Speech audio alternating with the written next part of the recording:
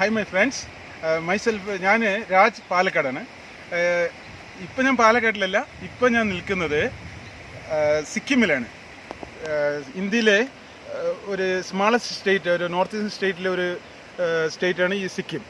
സിക്കിമിൻ്റെ ക്യാപിറ്റലിൽ നിന്ന് ഏകദേശം ഒരു 75 കിലോമീറ്റർ ദൂരെയാണ് നിൽക്കുന്നത്. ഈ സ്ഥലത്തിൻ്റെ എക്സാക്ട് പേര് പറയുകയാണെങ്കിൽ ഡിച്ചു ആണ്. ഡിച്ചു എന്നാണ് എൻ്റെ സ്ഥലത്തിൻ്റെ പേര്. ഇത് ഡിച്ചുവിലൊരു ജംഗിളിലാണ് ഞാൻ നിൽക്കുന്നത്.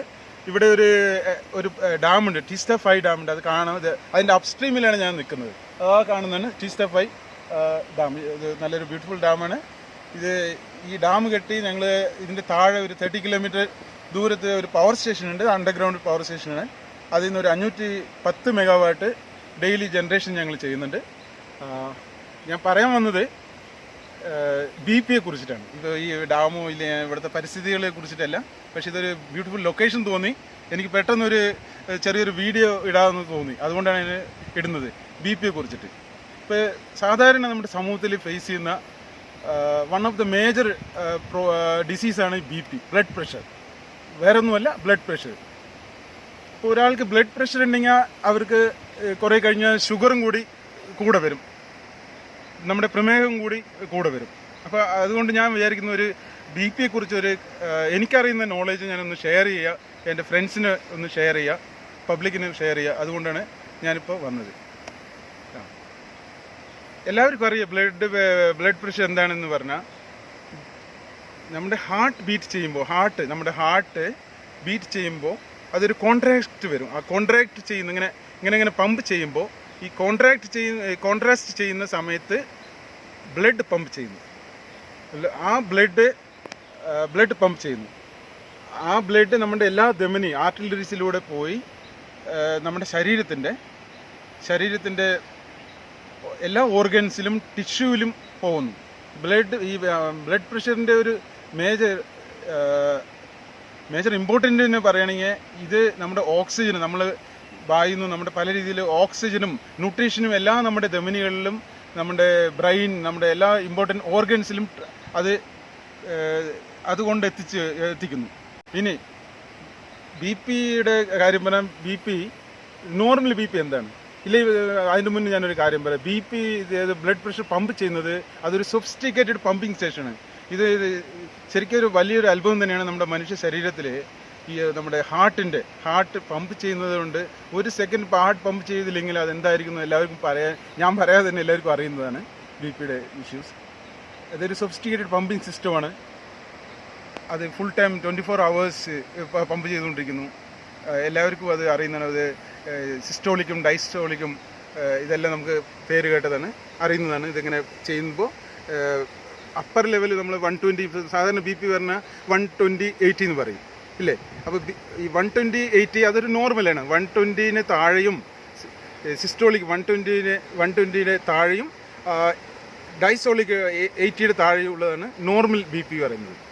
ഇനിയിപ്പോൾ ചിലവർക്കത് 2-3 സ്റ്റേജുണ്ട്. ഇത് നോർമലിന് ഇതിൻ്റെ താഴെയാവണം. ചിലവർ പറയും ഇത് കുറച്ച് താഴെ ആയതുകൊണ്ട് വല്ല അസുഖമാണോ, അങ്ങനെയുള്ളതൊന്നുമല്ല. പിന്നെ BP വരുന്നത് എങ്ങനെ നമുക്ക് അറിയുന്നത് ഹൈ BP ആണോ ലോ BP ആണോ എന്ന്? ഇപ്പോൾ മുകളിലെ ലെവൽ വന്ന് 130 ഉണ്ട് എബോ. പിന്നെ താഴത്തെ ലെവൽ ഡൈസോളിക്ക് വന്നൊരു 85-90 സാധാരണ ആവും. ഇപ്പോൾ 90യും അതുപോലെ 130 എബോ ഒക്കെ ആവും. അത് ഒരു എലിവേറ്റഡ് ആയിട്ട് കുറച്ച് ഉയർന്ന ബ്ലഡ് പ്രഷർ എന്ന് പറയും. പിന്നെ കുറേ ആൾക്കാർക്ക് ഇത് കൂടുതലാവാറ് 150, മുകളിലേത് 150യും താഴത്തത് വന്ന് 100+. അപ്പോൾ നമ്മൾക്ക് പറയാനുള്ളത് 100+ താഴത്തെ ഡൈസോളിക് ഇതിൽ താഴത്തതിനാണ് നമുക്ക് ഇഷ്യൂ ഉള്ളത്. 100ൽ ഇപ്പോൾ ഒരു 5 days ഒരാൾക്ക് താഴത്തെ ലെവൽ വന്ന് 100+, 101, 102, ഇവൻ 110 ഒക്കെ വരികയാണെങ്കിൽ നമുക്കത് സൂക്ഷിക്കണം. അതാണ് പ്രോബ്ലംസ്. അതാണ് BPയുടെ. അത് ഒരു വ്യക്തിക്ക് സപ്പോസ് ഒരു 5 days ഇല്ലേ 1 week ഇങ്ങനെ ഒരു താഴത്തെ ലെവൽ 100 എബോ ആണെങ്കിൽ, അപ്പോൾ അത് നമ്മൾ സൂക്ഷിക്കണം. നമ്മൾ ബ്ലഡ് പ്രഷറിൻ്റെ എന്തോ നമുക്കൊരു വ്യതിയാനം സംഭവിച്ചിട്ടുണ്ടെന്ന്. അതാണ് BPയുടെ ഇത് പറയുന്നത്. അപ്പോൾ അത് നമ്മൾ എങ്ങനെ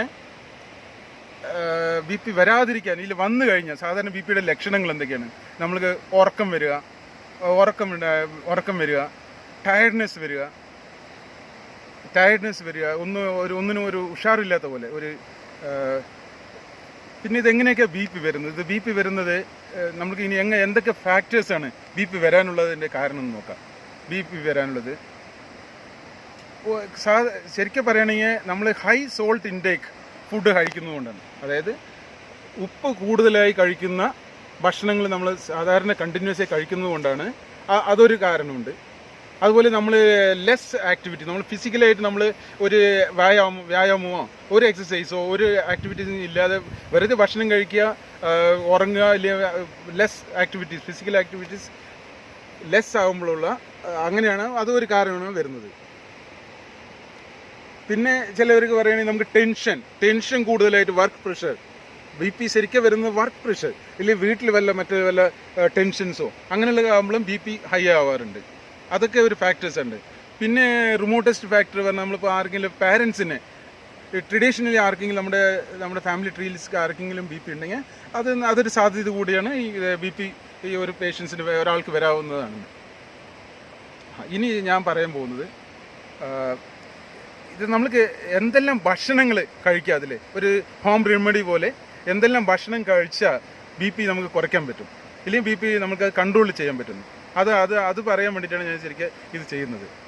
എന്തെല്ലാം ഭക്ഷണങ്ങൾ നമുക്ക് കഴിക്കാവുന്നതെന്ന് ആദ്യം പറയാം.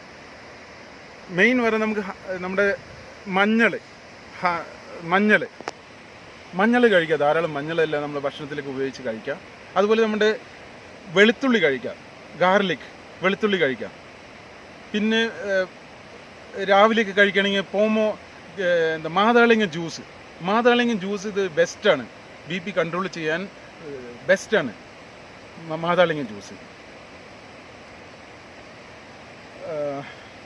അങ്ങനെ പല രീതിയിലുള്ള ഭക്ഷണങ്ങൾ നമ്മൾ കഴിക്കുമ്പോൾ അത് കൺട്രോൾ ചെയ്യണമെന്നുള്ളത്. മെയിനായിട്ട് ഫാറ്റി ഫുഡ് കഴിക്കാതിരിക്കുക, പ്രോസസ്ഡ് ഫുഡുകൾ കഴിക്കാതിരിക്കുക, ഇതൊക്കെയാണ് അതിനെ നമുക്ക് പ്രോസസ്ഡ് ഫുഡ് കഴിക്കാതിരിക്കുക. പിന്നെ ഒരു കണ്ടിന്യൂറ്റി ആയിട്ട് ഒരു മിനിമം ഒരു ഡെയിലി ഒരു 4 to 5 കിലോമീറ്റർ വാക്ക് ചെയ്യുക. വാക്കിംഗ് ആണ് ബെസ്റ്റ്. വാക്ക് ചെയ്യുക, ഇല്ലെങ്കിൽ എന്തെങ്കിലും ഒരു വ്യായാമത്തിലോ ഇല്ലെങ്കിൽ എന്തെങ്കിലും ഒരു ഫിസിക്കൽ ആക്ടിവിറ്റീസിൽ ഇൻവോൾവ് ചെയ്യുക. ഇല്ലെങ്കിൽ നമുക്ക് ഇപ്പോൾ യോഗ ചെയ്യാൻ പറ്റാത്തവർ, ഇപ്പോൾ എല്ലാവരും യോഗ എന്ന് പറയും, പക്ഷേ യോഗ നല്ല ബെസ്റ്റ് തന്നെയാണ്. പക്ഷേ എല്ലാവരും അത് ചെയ്യണമെന്നൊന്നുമില്ലല്ലോ. അപ്പോൾ ചിലർക്ക് അത് വ്യക്തിപരമായിട്ട് അവർക്ക് താല്പര്യമില്ല. ഒരു 2 days പോവും, 3 days പോവും, പിന്നെ അത് യോഗ വിടും. അപ്പോൾ ഞാൻ പറഞ്ഞു വരുന്നത് എന്ത് പറഞ്ഞു കഴിഞ്ഞാൽ ഒരു റുട്ടീനായിട്ട് നമുക്ക് ചെയ്യുന്ന എന്തെങ്കിലും ഒരു ആക്ടിവിറ്റീസ്, ബാഡ്മിൻ്റൺ കളിക്കുകയോ ഇല്ലെങ്കിൽ ഫുട്ബോൾ കളിക്കാൻ പോകുക. എല്ലാം പ്രായമായതുകൊണ്ട് എല്ലാവർക്കും അത് ചെയ്യാനും പറ്റുന്നില്ല. ഒന്നും ചെയ്യാൻ പറ്റുന്നില്ലെങ്കിൽ അവർക്ക് വാക്ക് ചെയ്യുക. ഒരു മിനിമം ഒരു 4 to 5 കിലോമീറ്റർ ഡെയിലി വാക്ക് ചെയ്യുക. പിന്നെ ധാരാളം വെള്ളം കുടിക്കുക. പിന്നെ ഞാൻ പറഞ്ഞ ഈ ഹോം റെമഡി ഇതൊരു വളരെ ബെസ്റ്റ് സൊല്യൂഷനാണ്. എൻ്റെ ഒരുപാട് ഫ്രണ്ട്സ് ഇത് ഞാൻ പറയാൻ പോകുന്ന ഈ ഒരു സൊല്യൂഷൻ കഴിക്കുന്നുണ്ട്. ഒന്നുമില്ല, ഇത് എന്താ പറയുക, നമുക്ക് രാവിലെ എണിച്ചതും കഴിക്കേണ്ട ഒരു സമൃദ്ധം ഒരു സൊല്യൂഷനെ കുറിച്ചിട്ടാണ് ഞാൻ പറയുന്നത്. അതായത് ഗാർലിക് നമുക്ക് അതിന് വേണ്ടത് വെളുത്തുള്ളി വേണം. 3 ഇൻഗ്രീഡിയൻസ് ഉള്ളൂ. വെളുത്തുള്ളി, പിന്നെ നമ്മുടെ ഓർഗാനിക് ഹണി, പിന്നെ അതിൻ്റെ കൂടെ നമുക്ക് അതും കൂടി ചെയ്ത് കഴിഞ്ഞാൽ ഇത് ബെസ്റ്റ് ഇക്വേഷൻസ് ആണ്. അതായത് നമ്മുടെ പെരുംജീരകത്തിൻ്റെ ഓയിൽ, അത് നമ്മുടെ മാർക്കറ്റിലെല്ലാം കിട്ടുന്നത്, കേരളത്തിൽ മെഡിക്കൽ ഷോപ്സിലെല്ലാം പെരുംജീരകത്തിൻ്റെ തേല് കിട്ടുന്നുണ്ട്, ഓയിൽ കിട്ടുന്നുണ്ട്. അപ്പോൾ ഇതെങ്ങനെ ചെയ്യണം എന്നാണ്, എങ്ങനെയാണ് ഇത് പ്രിപ്പറേഷൻ, അത് ഞാൻ പറഞ്ഞു തരാം. അത് എങ്ങനെ സിമ്പിളാണ് സാധനം. നമ്മൾ ചെറിയുള്ളിയുടെ ഇത് ചെറിയുള്ളി എടുക്കുക, അത് ക്ലീൻ ചെയ്തിട്ട് അതിനെ രണ്ടാക്കുക. ഒരു അല്ലിയെ രണ്ടാക്കിയിട്ട് നടുവെ രണ്ടായി മുറിക്കുക. അങ്ങനെ അത് മുറിക്കുക. ഒരു സിമ്പിളായിട്ട് ഞാൻ പറയാം, ഒരു 200 ഗ്രാമിൻ്റെ വെളുത്തുള്ളി എടുക്കുക. അതിനെന്തൊക്കെ വേണ്ട, 200 ഗ്രാമിന് വെളുത്തുള്ളിയിൽ അതെല്ലാം നമ്മൾ ഗ്ലൗസ് ഇതെല്ലാം അല്ലികളെല്ലാം വേർതിരിച്ചെടുക്കുക, രണ്ടാക്കുക, സ്പ്ലിറ്റ് ചെയ്യുക. ഒരു ഗാർലിക്കിന് രണ്ടായി സ്പ്ലിറ്റ് ചെയ്യുക. അതൊരു ഗ്ലാസ് എന്താ പറയുക, ഒരു ഗ്ലാസ് ബോട്ടിലാണ് ചെയ്യേണ്ടത്, അല്ലാണ്ട് വേറെ ഇതിലല്ല ചെയ്യേണ്ടത്. ഗ്ലാസ് ബോട്ടിലിടുക. പിന്നെ തേനും അതനുസരിച്ച് 200 ഗ്രാം തേന്, ഓർഗാനിക് തേൻ തന്നെ വേണം. നമ്മൾ വെളിയിൽ നിന്ന് കിട്ടുന്ന ദാബറോ മറ്റ് തേനുകളൊന്നും മേടിച്ചിട്ട് കാര്യമില്ല. നമ്മൾ കഴിയുന്നത് നമ്മുടെ അടുത്ത് വീട്ടിലെല്ലോ ആരെങ്കിലും അവിടെ അടുത്തുണ്ടെങ്കിൽ അത് മേടിച്ച് ഓർഗാനിക് ഹണി തന്നെ ഉപയോഗിക്കണം. അല്ലാതെ മറ്റുള്ളതിലെല്ലാം പഞ്ചസാര കലർന്നിട്ടും ഇല്ലെങ്കിൽ വെല്ലം കലർന്നിട്ടൊക്കെയാണ്, അതൊന്നും ഉപയോഗിക്കാൻ പാടില്ല. അപ്പോൾ അത് ഒഴിക്കുക. പിന്നെ തേർഡ് ഇൻഗ്രീഡിയൻസ് ആണ് നമ്മൾ പെരുംജീരകത്തിൻ്റെ കരിഞ്ജീരകം, നോട്ട് പെരുംജീരകം, ശരി, ഇത് ബ്ലാക്ക് സീഡ് ഓയിൽ എന്ന് പറയും. ഞാൻ ആദ്യം പറഞ്ഞ തെറ്റാണ്. കരിഞ്ജീരകത്തിൻ്റെ ഓയിൽ അത് മിക്സ് ചെയ്യാം. അത് എല്ലാം കൂടി മിക്സ് ചെയ്ത് ബോട്ടിലാക്കി വയ്ക്കുക. എന്നിട്ട് 7 ഡേയ്സിന് ശേഷം നമുക്കത് ഉപയോഗിക്കാൻ പറ്റുള്ളൂ. അത് നല്ല ക്യാപ്പിലിട്ട് അടയ്ക്കുക. നല്ല എന്താ പറയുക, പ്ലാസ്റ്റിക് ബോട്ടിലല്ല ഉപയോഗിക്കേണ്ടത്, നമ്മൾ ഗ്ലാസ് ബോട്ടിലാണ് അതിന് വേണ്ടത്. ഗ്ലാസ് ഭരണിയാണ് വേണ്ടത്, ചെറുത്, ടൈറ്റ്, എയർ ടൈറ്റ്. അപ്പോൾ അത് എയർ ടൈറ്റ് ചെയ്തിട്ട് 7 ഡേയ്സ് വയ്ക്കുക.